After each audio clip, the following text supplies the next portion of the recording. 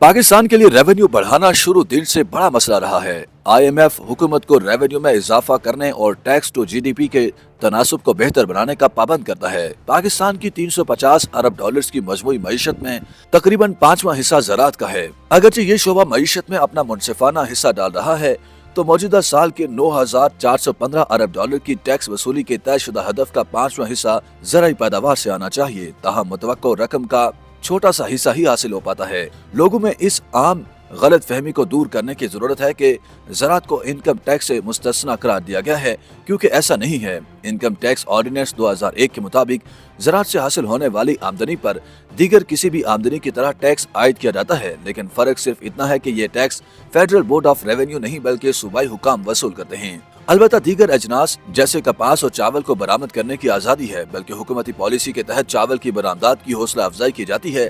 दीगर अहम अजनास में चीनी वो वाहिद शय है जो इससे मुस्तस्ना है। बहुत से टैक्स माहिरीन का ख्याल है कि महदूद दस्तावेजी मईशत और वसी जोग्राफियाई रकबे पर ज़राअत की वजह से इस पर ज़राई टैक्स का नफाज मुमकिन नहीं। ताहम अगर ये तस्वुर कर लिया जाए कि अब पॉलिसी सतह पर इस पर काम करने का अज़्म मौजूद है, तो सैटेलाइट तस्वीर और मशीन लर्निंग टेक्नोलॉजीज के दौर में ज़राअत पर टैक्स लगाना कोई मसला नहीं होना चाहिए। दर हकीकत अगर किसान चाहते हैं कि पाकिस्तान में ज़राअत को बाज़ाब्ता तौर पर बड़ी मईशत का हिस्सा समझा जाए और कौमी सप्लाई चेन के हिस्से के तौर पर दस्तावेजी शक्ल दी जाए, तो उन्हें इस तरह के ख्याल की वकालत करनी चाहिए। ये बहुत ही मजे का खेज बात है कि रेवेन्यू स्टाफ अब भी अपने हाथों से ज़राई रेवेन्यू वसूल करते हैं, बिल्कुल वैसे ही जैसे वो गुज़श्ता 100 सालों से वसूल करते आ रहे हैं।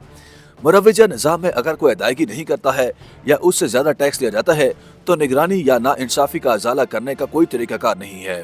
बैनुल-अक़वामी कर्ज दहिंदगान और तरक्याती शराकतदारों को चाहिए कि वो ज़राई ज़मीनों को डिजिटल बनाने और ज़मीन के रिकॉर्ड को आसानी से तलाश करने के काबिल बनाने के लिए ग्रांट फराहम करें।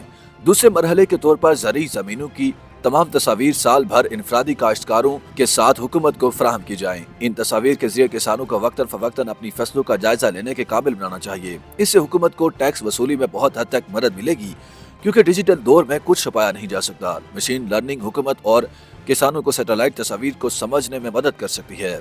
महदूद वसाइल के पेश नज़र ज़राई टैक्स के साथ साथ मालियाती मुंतकिली भी टेक्नोलॉजी के ताबे करने की जरूरत है। काश्तकारों की सतह पर जो लोग टैक्स अदा करने से इनकार करते हैं, उन पर जुर्माना आयद किया जाना चाहिए। जैसे हुकूमत को वाजिबात की अदायगी के बगैर अपनी जायदाद को खानदान के अफराद को फरोख्त करने या तोहफा में देने पर पाबंदी होनी चाहिए।